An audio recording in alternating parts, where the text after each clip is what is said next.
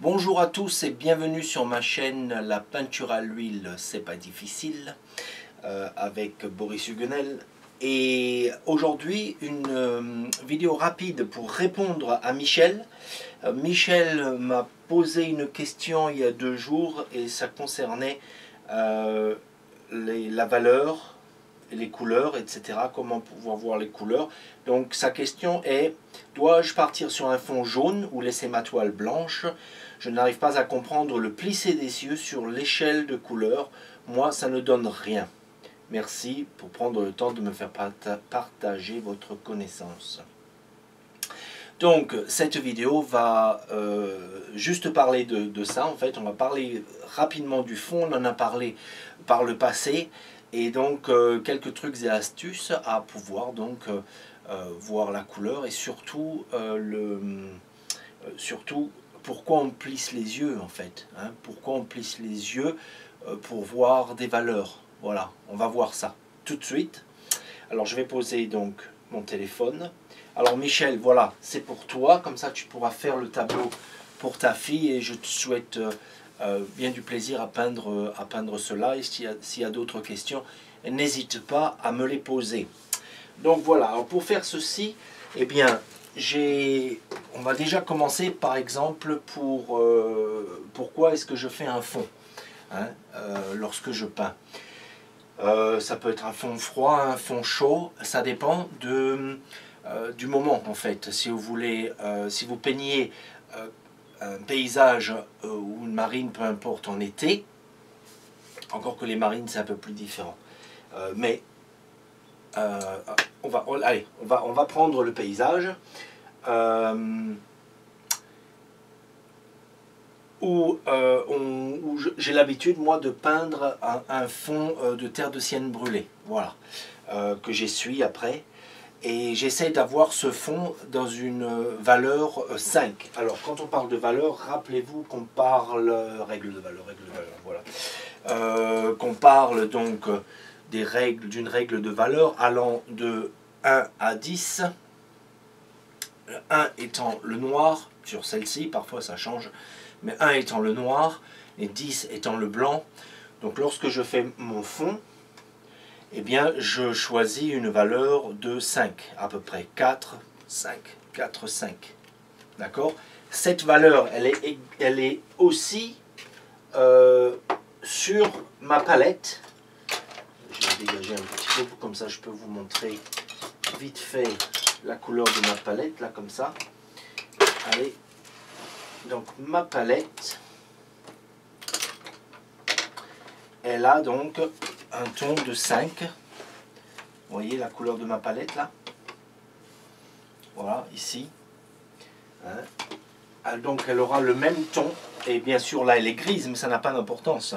Parce que sur mon tableau elle sera par exemple sienne, ou elle sera bleue, ou peu importe. La couleur qui va le mieux avec ce que vous voulez peindre. Donc ce sera la même valeur. Ce qui fait que tous les mélanges que je ferai sur ma palette, les couleurs qui vont se retrouver après ce mélange correspondront à mon tableau également, puisque c'est la même valeur. Alors là où les gens peuvent être un peu confus, c'est que si vous prenez une palette par exemple en bois, comme ceci, encore que maintenant il y a des palettes qui sont recouvertes justement d'une teinte et où on a un petit peu une valeur de 5 en terre de sienne brûlée justement. J'en ai une quelque part là, mais bon, je ne la vois pas. Mais voilà, donc si vous prenez une palette comme ceci, et en plus vous avez un tableau blanc par exemple, vous avez 2 valeurs différentes. Donc vous allez par exemple mélanger une couleur ici, et lorsque vous allez la poser sur le tableau, ben, vous trouverez que ce n'est pas la même teinte. Et ben c'est pour ça en fait. Essayez de prendre l'habitude si vous travaillez donc sur une palette comme ça, c'est l'idéal, ce que j'ai fait ici, là, ce que je vous ai montré. Mais même ici, essayez d'avoir une valeur et quand vous préparez vos tableaux, mélangez à votre gesso par exemple une teinte qui approche cette valeur numéro 5. Comme ça, vous n'aurez pas de surprise. Ce que vous mélangerez ici sera reporté ici, sans surprise. Donc voilà déjà pourquoi eh bien, je mets une teinte à mes tableaux. Donc ça c'est un. Ensuite, pour ce qui est maintenant de plisser, pourquoi on plisse lorsqu'on regarde même une image, hein, on va dire si vous peignez d'une photo, vous faites exactement la même chose, ou si vous peignez en pleine nature, vous allez donc plisser vos yeux lorsque vous faites l'ébauche, vous allez plisser vos yeux pour ne pas avoir trop de détails. Voilà, de plisser les yeux, ça vous enlève les détails. Et ça vous laisse avec une forme, et cette forme, vous la peignez. Alors par exemple, si vous vous entraînez, on va s'approcher un tout petit peu.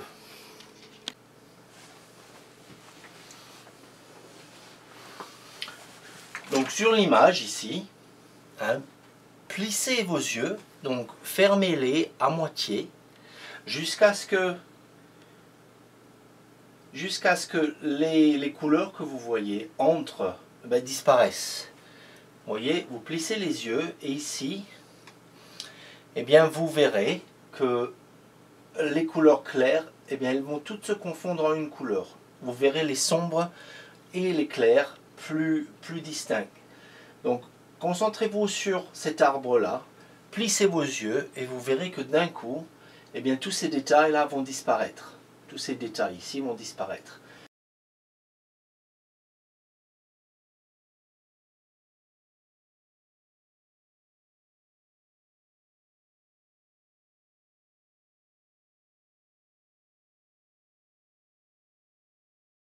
Ensuite, faites la même chose sur, par exemple, cette portion ici. Regardez cette portion, plissez vos yeux, et d'un coup, au lieu d'avoir toutes ces couleurs, ces fleurs, etc., vous vous retrouverez avec une seule masse qui sera plus unie au niveau de la valeur. D'accord? Pareil ici, peu importe où vous regardez, lorsque vous plissez vos yeux, eh bien, ça élimine les détails.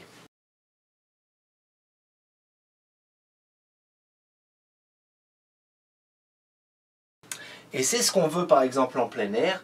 On ne veut pas être embêté à peindre les détails parce que la fondation, c'est d'abord une base, hein, une ébauche d'abord. On fait, par exemple ici, on fait un rectangle et on peint ce rectangle tout de la même couleur. À partir de là, après, on met les lumières, les sombres plus sombres, etc., etc. Mais au départ, on simplifie tout avec une valeur, d'accord ? Alors maintenant, si vous recherchez la valeur, si vous dites, oh mais quelle valeur ai-je ici par exemple dans l'arbre? D'accord? Alors si vous êtes en plein air, on a ce qu'on appelle un viewfinder, que voici. On a ce viewfinder que l'on ouvre hein, à la dimension de notre comment dire, de notre support. Si on veut faire, donc si on veut faire des petits croquis de ce qu'on va peindre. Mais aussi, quand on le ferme comme ceci, vous voyez un trou au milieu ici. Et ça, c'est pour regarder au travers et de voir au loin avec votre sujet que vous regardez et de trouver donc cette teinte, cette valeur. On reste en valeur là pour démarrer. On reste en valeur, on ne parle pas de teinte, rien du tout. Alors je veux trouver une teinte du milieu ici qui est ce vert foncé. Donc moi je prends mon bleu, hein, je prends mon bleu, je prends mon jaune et je me fais un tout petit peu de rouge également et je me fais un vert,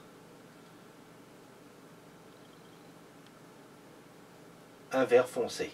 Hein. Alors, comme je disais, si ma palette a la même couleur que ceci, la peinture que je vais voir ici, lorsque je la poserai ici, sera exactement la même. Alors ce que je fais, donc je prépare mon tas de couleurs, je prends mon viewfinder et je mets ma couleur ici. Vous voyez? Avec maintenant cette couleur, je regarde mon arbre et on voit Alors je ne sais pas si vous allez le voir. Je vais essayer de me rapprocher. Mais si vous regardez donc, alors c'est pas garanti que ça marche, hein. On va faire ça comme ça, hop. Mais si je prends donc ça avec mon arbre, eh bien je vois que j'ai trouvé la couleur que je vois ici entre deux. Vous voyez? Voilà. Si je la pose là, là c'est exactement la même couleur. D'accord? Alors ça c'est bien donc quand vous êtes en plein air et que vous voulez voir. Alors si je veux donc par exemple ceci là, je vais vous montrer mon champ ici. Eh bien je vais nettoyer mon pinceau. Hop.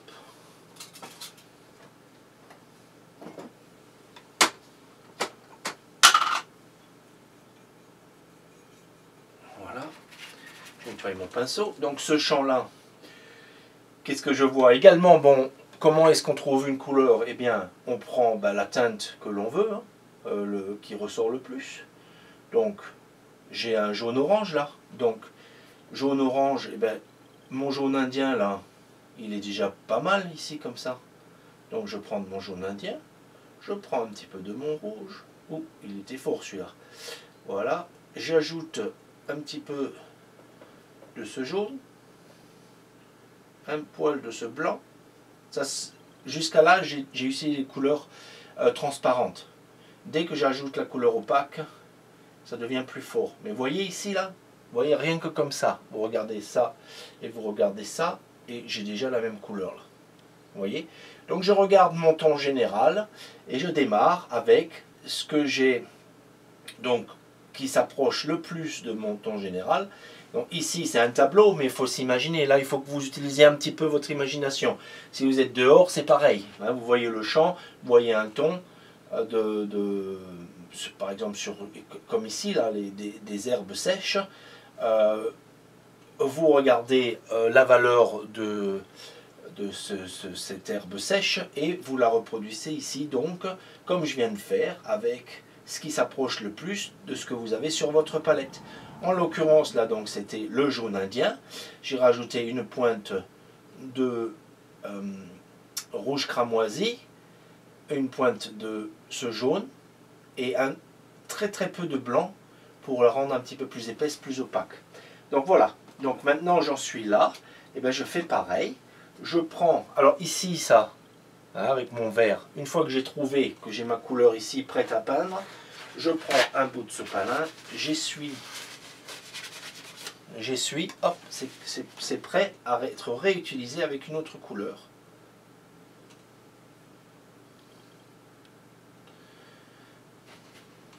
Et donc avec cette couleur,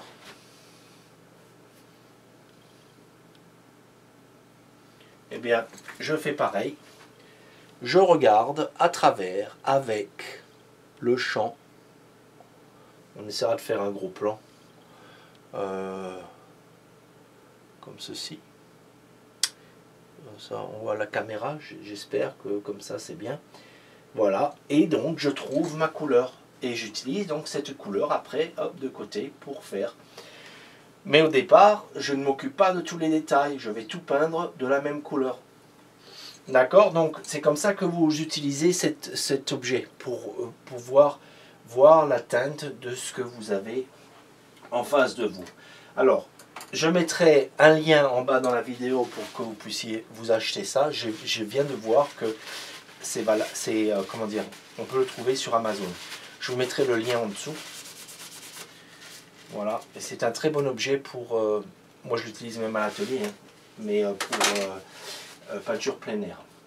Alors, si vous n'avez pas ça, il y a également ceci, un objet où vous faites le même genre de procédé. Vous prenez la couleur que vous mettez ici, et ensuite vous regardez entre l'anneau ici et le haut. Hop, l'anneau ici, c'est pareil là, c'est à l'envers de ce que je fais. Et voilà, avec la pointe ici. Et vous regardez pour voir, trouver entre ici, là et le sujet, voir si vous avez donc la bonne couleur. Voyez? J'espère que ça va se voir à la caméra. Voilà, donc ça c'est un autre outil qui est très bien hein, que l'on utilise donc pour retrouver les couleurs.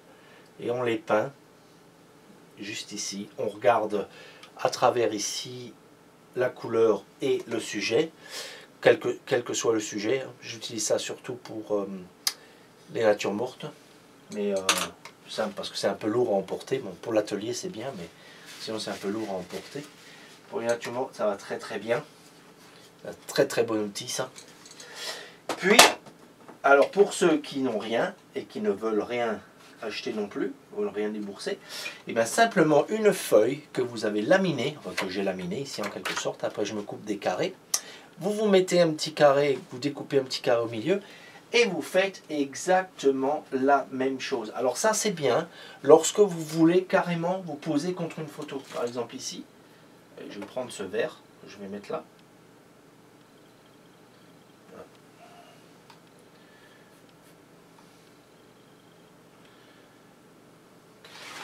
on va faire la couleur ici, allez par exemple ce vert là.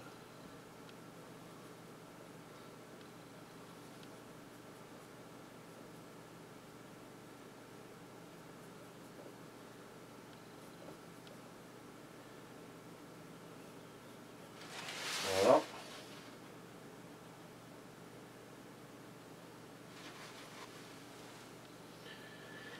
Donc ce vert, eh bien je le mets ici sur ce. Et après, ce que je peux faire, voilà, je l'ai mis ici, je le pose soit sur ma photo, hein, ou sur la reproduction que je veux faire, un tableau que je veux reproduire, je le pose dessus pour voir si j'atteins la couleur désirée. En l'occurrence, ici, il faudrait que j'aille plus sombre, donc je rajoute un peu trop de rouge là. J'ajoute de ça.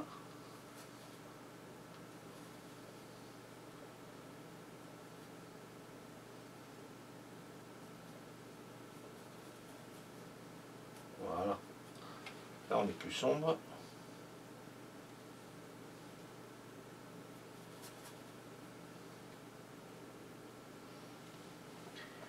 Voilà, donc j'ai mis la couleur sur mon papier, je viens la reporter ici, et là, je vois que ce vert-là se marie avec ce vert-là.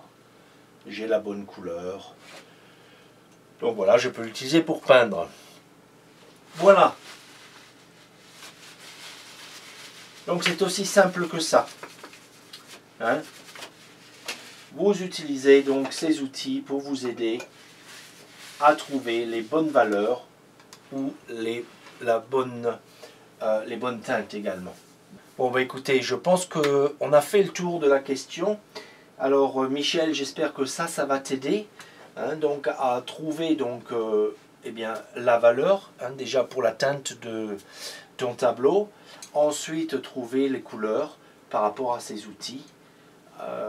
Comment tu peux trouver les couleurs et les transposer soit en pleine nature, soit à partir d'une photo, etc. Et voilà, donc ça marche très bien. Donc voilà. Alors voilà Michel, j'espère que j'ai bien répondu à ta question et eh bien que ça va t'aider à avancer dans ton tableau. Si vous avez d'autres questions, eh bien n'hésitez pas à les poser, à m'envoyer un petit email et on les traitera comme ça en vidéo courte pour vous aider à donc progresser dans la peinture. Voilà, eh bien je vous souhaite une excellente journée. C'était Boris Huguenel avec la peinture à l'huile, c'est pas difficile. Merci, au revoir et bonne peinture.